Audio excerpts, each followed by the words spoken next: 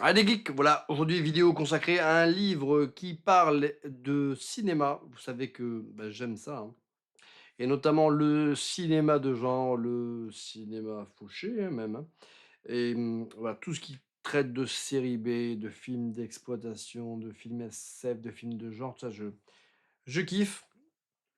Donc là, je vais vous présenter un livre qui s'appelle, bah, voilà, Drive-In and Grindhouse Cinema des années 50 et 60, aux États-Unis. Donc c'est un livre qui est sorti en 2017, je crois, oui, aux éditions Imho, et voilà, c'est Régis Dubois, voilà, qui est l'auteur de ce, bah, très bel ouvrage, hein, voilà, particulièrement épais, alors pas exhaustif, mais en tout cas, qui aborde quand même pas mal de films, hein, comme on va le voir. Alors qu'est-ce que le cinéma, là, voilà, d'exploitation, de drive-in et greenhouse?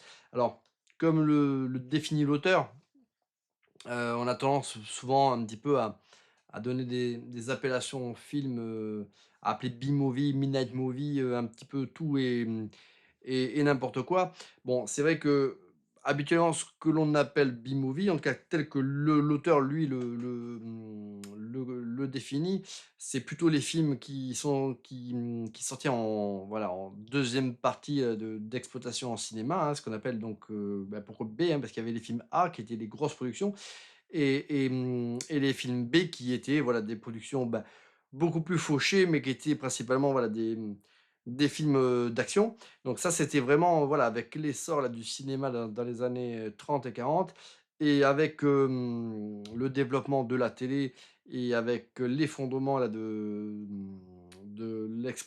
voilà, du marché du cinéma aux États-Unis, bon, voilà, c'est développé un nouveau mode de consommation et c'est au début des années 50 que, bah, commençait un petit peu à exploser, bah, tout ce qui était cinéma, voilà, de quartier, qui n'avaient pas forcément la possibilité, les moyens de pouvoir diffuser les films A, les films gros budget, et bien sûr les drive-in, hein, où vous pouviez, aller regarder un film en plein air dans votre véhicule.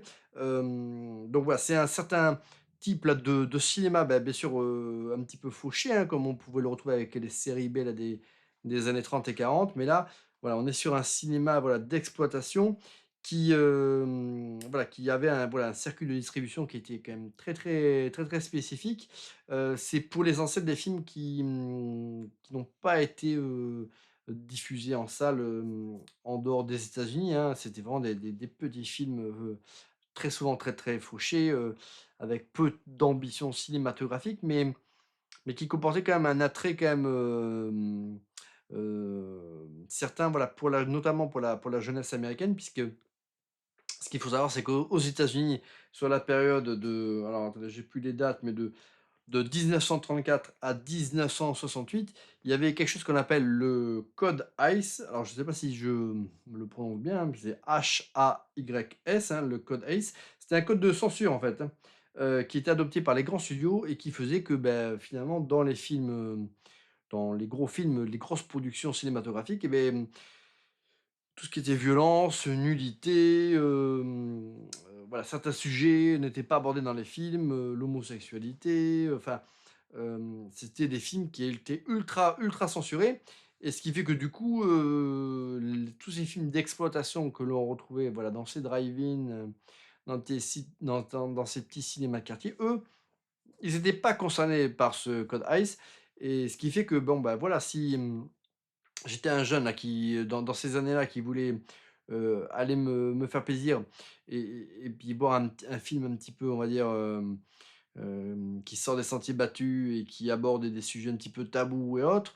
Je sais pas moi, la sexualité, la violence, la drogue, machin, la nudité, enfin, voilà, c'est tous ces films d'exploitation, eux, voilà, ils n'étaient pas soumis à ce code de censure et finalement, ben voilà, ils pouvaient traiter tous les sujets, parfois maladroitement, mais voilà, c'était quelque part des montagnes russes, d'émotions et bien que la majorité de ces productions soient des films fauchés et relativement médiocres, il y a quand même pas mal de pépites Et puis, voilà, quelques réalisateurs, voilà, ont explosé, notamment Roger Corman avec avec ce type de production. Et comme le dit, l'auteur, hein, voilà, ce sont des films qui s'adressaient bien sûr, aux adolescents.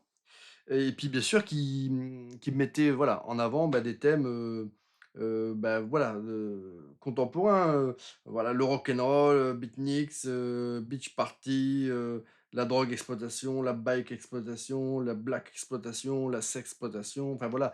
Hem, c'était, en tout cas pour cette jeunesse, des années 50, 60, 70, c'était des films qui étaient, voilà, du coup, peut-être pas des grands films, mais en tout cas, rafraîchissants. Ça permettait de voir des productions, voilà, qui voilà, sans filtre, sans censure et on laissait, on va dire, l'intelligence du spectateur, voilà, discerner ce qui était bien ou pas bien pour lui, mais il y avait pas quelqu'un, il y avait pas une entité au-dessus voilà, qui nous triait l'information, au préalable.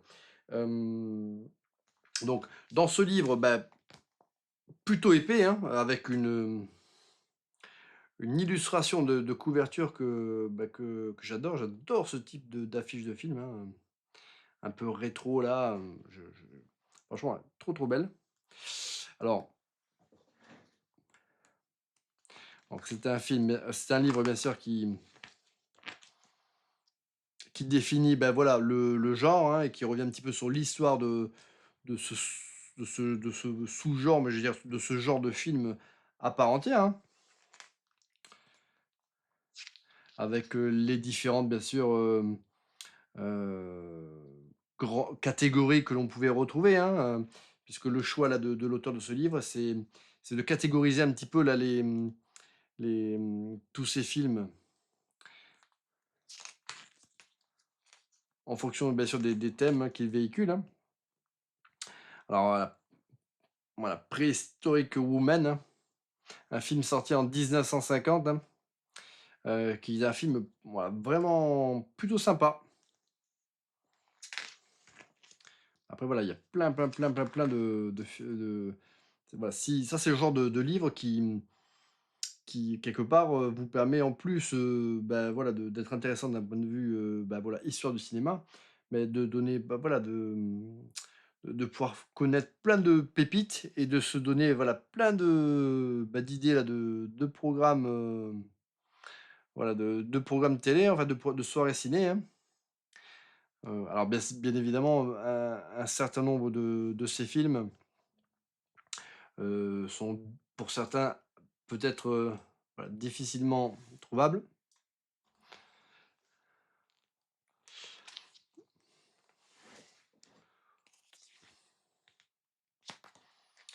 Donc voilà, il y a, pas mal il y a peut-être une centaine de films qui sont quand même, qui sont chroniqués, hein.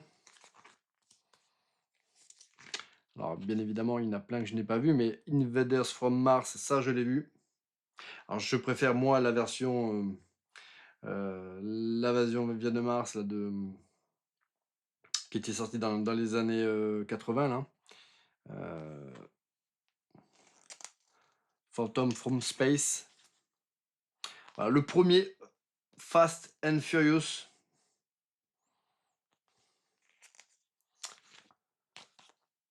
Toute la saga où on retrouve Vin Diesel, voilà, c'est quelque part, c'est un remake là de ce film sorti en 1954. C'est vrai que les États-Unis, là, depuis quelques années, ne font que recycler ce qu'ils ont déjà fait par le passé, hein. C'est un éternel recommencement dans le cinéma américain, hein. À croire qu'ils n'ont pas suffisamment d'auteurs de romans, de BD pour avoir des nouvelles idées. Donc voilà, c'est un livre qui est ultra complet. Voilà, avec encore une fois, voilà, plein de petites pépites.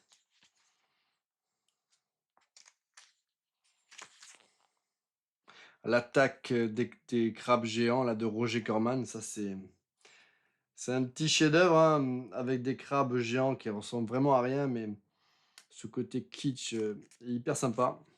Ah là, voilà, là on le voit bien là. Voilà, Invasion of the Saucermen. Voilà, un film, dont se sera inspiré Tim Burton pour son film là, Mars Attack, hein. En tout cas pour le design notamment là des extraterrestres, hein. Voilà. I Was a Teenage Werewolf, pareil, hein, film, bien connu. Bon après voilà, il y a pas mal c'est ce qui est intéressant aussi, hein, c'est qu'il y a pas mal de films à découvrir, hein. L'Attack of the voilà, ouais, 50 Foot Woman là, ça c'est un film qui est plutôt pas mal, avec des effets spéciaux qui étaient relativement satisfaisants. Bah, ça c'est pareil, ça c'est un film qui a donné lieu à 15 000, nouvelles adaptations. Celui-ci était sympathique, voilà, mais voilà, globalement, j'avais été relativement déçu quand je l'avais vu. Voilà, je m'attendais, je sais pas, à quelque chose de peut-être un peu plus, je sais pas, plus voilà, un peu trop gentil, en fait. Par contre, voilà, l'affiche, elle est mais culte de chez culte, elle est enfin, voilà, le film, c'est ça aussi avec ces films-là, c'est que souvent, ce sont des affiches de ouf, qui feraient aujourd'hui des super cadres, des super posters encadrés. Hem, voilà, c'est un petit peu d'ailleurs le point commun avec les séries B, voilà, les films de genre tels qu'on les connaît aujourd'hui. C'est que souvent, voilà, il y a les affiches sont hyper vendeuses, hein, et souvent, bon, bah, très peu représentatives du produit réel. Mais donc voilà, cette affiche, voilà, ultra méga connue et et voilà, meilleure sans doute que tout ce que le film peut proposer. Le Blob, voilà, Le Blob, pareil, hein, un film qui aura donné lieu à, bah, plusieurs remakes, hein, notamment, bon, enfin, il y a eu plein de films notamment un film italien, Caltiki, qui exploitait un petit peu le filon, mais Le Blob, il a donné lieu à un remake aussi, dans les années 70. Il y en a eu, enfin, oui, 70. Il y en a eu un autre dans les années 80 qui était excellent. Et il y a un nouveau remake, du Blob qui est également en production.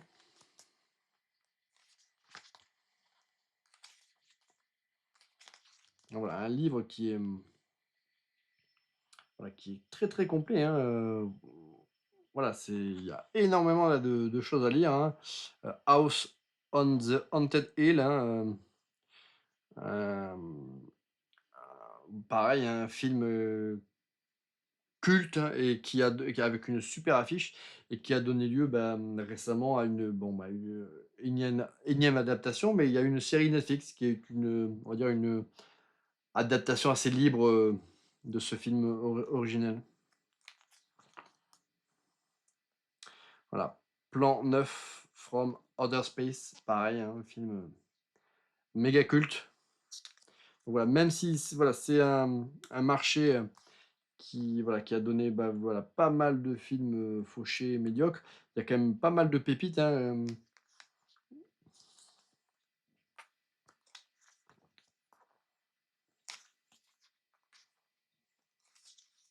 donc bien sûr, ce marché du cinéma de l'exploitation s'est adapté à chaque fois à son époque, hein, et en fonction de l'époque, ben, a proposé des produits qui étaient en corrélation avec des attentes de la jeunesse, hein. Et voilà, La Petite Boutique des Horreurs, hein, pareil, hein, c'est un film que l'on range dans cette catégorie là des films d'exploitation, et toujours pareil, un film de Roger Corman, sans doute son plus grand film.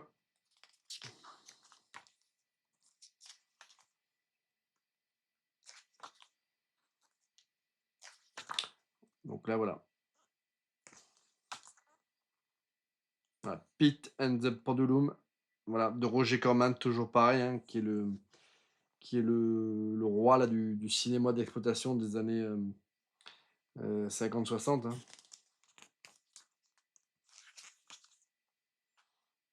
Carnival of Souls de Herk Harvey, pareil, voilà, un film culte.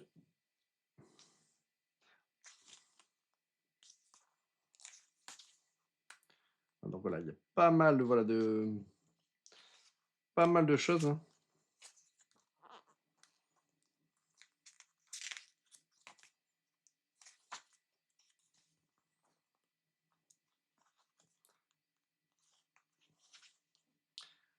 Voilà, The Sadist de John Landis, pareil, un très, très bon film.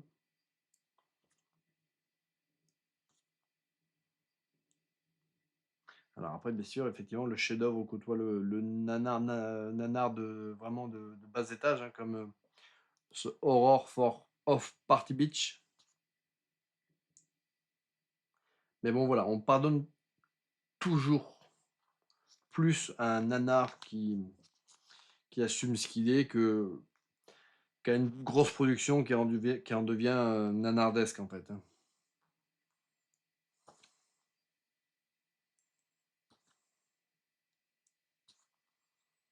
Alors ce qui caractérise aussi très souvent ces films, voilà, c'était souvent des acteurs inconnus au bataillon et voilà, qu'on ne voit que dans un film, hein.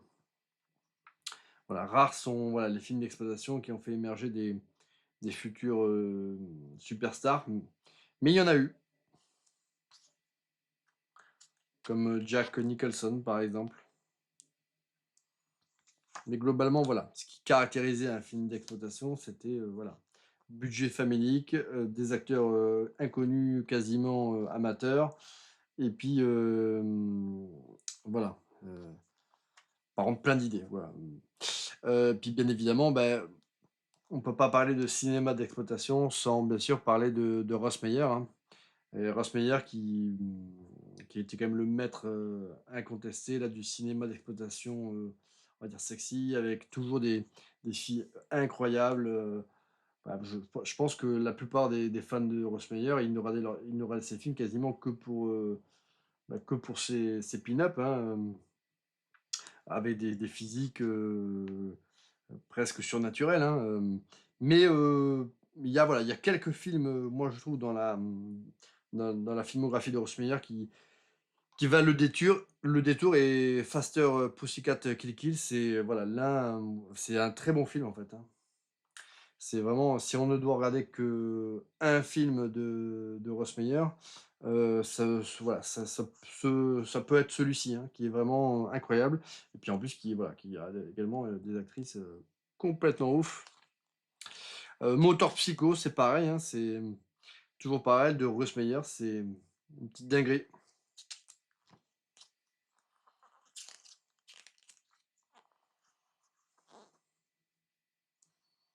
Voilà. Bah, un gros travail, voilà, de chronique de toutes ces des œuvres, on va dire, les plus marquantes, dans tous les cas pour l'auteur de ce livre, hein.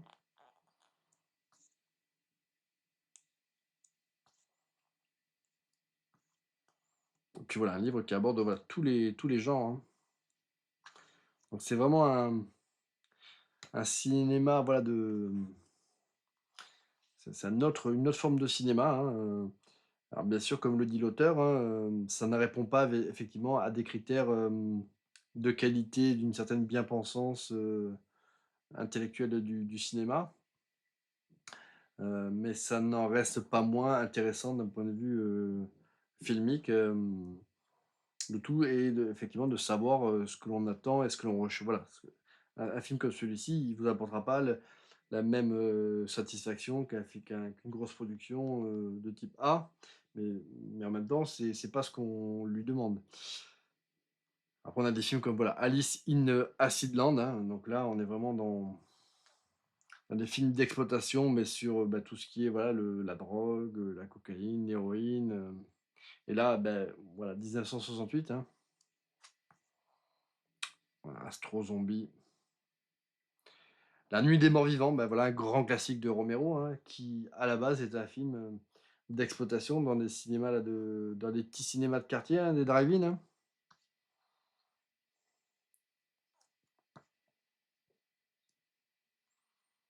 Voilà pareil, Vixen là de Russ Meyer.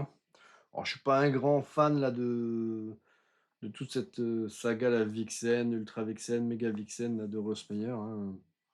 Hem, il me semble dans le lot, il y en avait un que, de mémoire qui était plutôt cool, mais après le reste, je trouvais pas ça ouf, hein. Alors après voilà, toujours pareil, hein, des actrices, complètement dingos, mais après voilà, heu pour moi, on n'est pas loin de l'irregardable, pour certains de ces films.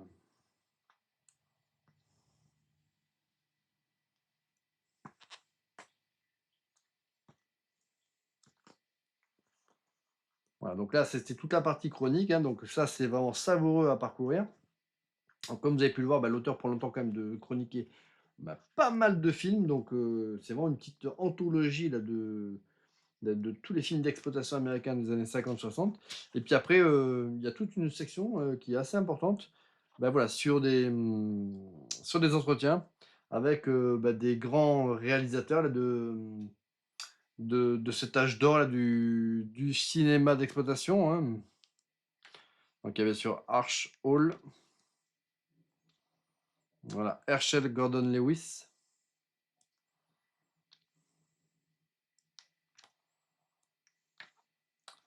voilà, Ted, V. Mikkels, alors lui je connais pas,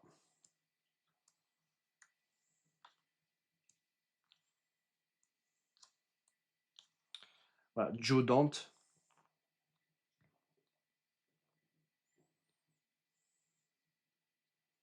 Alors lui, c'est plutôt un réalisateur qui, n'a jamais caché, son amour de ce cinéma-là, hein, qui quelque part, lui a permis de construire sa propre, voilà, cinéphilie, hein, et quelque part, bah, dans pas mal de productions de Joe Dante, il y a quand même un petit peu cet esprit, voilà, un peu film d'exploitation,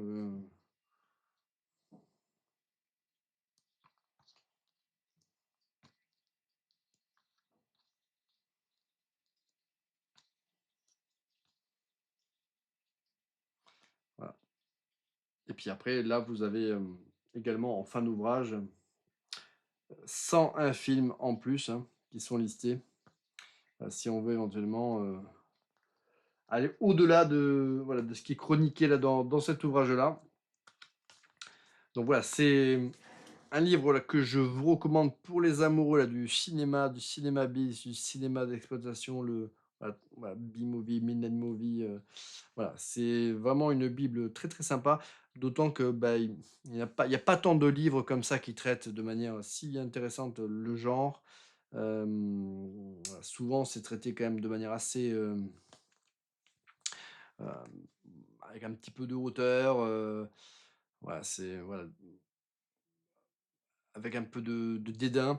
Donc là, c'est intéressant voilà, qu'un écrivain avec, cette qualité de plume, voilà, porte, le genre avec une réflexion subtile et voilà et puis surtout, voilà, avec des propos intéressants.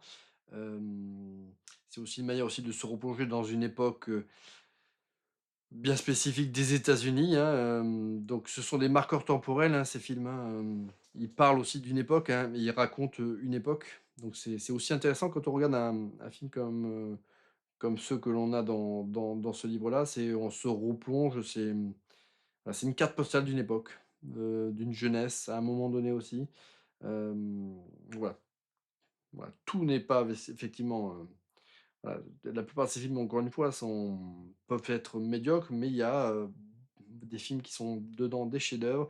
Il y a des petites pépites, il y a souvent pas mal de choses intéressantes quand même à glaner et voilà et je trouve que l'auteur dans cet ouvrage-là, voilà, il est, particulièrement, cohérent, pertinent, hem et juste aussi, voilà, dans ses critiques, dans ses analyses. Donc voilà, j'ai des ouvrages qui sont spécialisés dans les affiches, parce que c'est vrai que dans ces films-là, les affiches, elles étaient ouf et c'est vrai que souvent, beh, il y a pas mal d'ouvrages qui encyclopédiques et qui reprennent pas mal d'affiches de tous ces films-là de ces années-là parce que certaines sont quand même, magnifique, mais en tout cas, cet ouvrage-là, il a vraiment pour but à vous faire découvrir ce cinéma-là, des années 50-60, qui est très, très, méconnu, hem, bah, par rapport, bah, bien sûr, au gros cinéma A, comme on pouvait l'avoir et qui lui était quand même très standardisé, et très encadré par ce code de censure, du moins jusqu'à la fin des années, 60. Voilà, petite vidéo, pour vous recommander très fortement l'achat de ce livre et soutenir, voilà bah, ce type de proposition, comme on en a trop peu souvent et quand il y en a, beh, souvent ça passe sous les radars. Donc encore une fois, ben, voilà, merci à Régis Dubois de nous offrir cette très, très sympa rétrospective sur les films Grindhouse des années 50-60, même si c'est sans doute pas exhaustif. Bah, j'ai trouvé ça moi, très, très complet. Allez, à bientôt pour une prochaine vidéo les amis.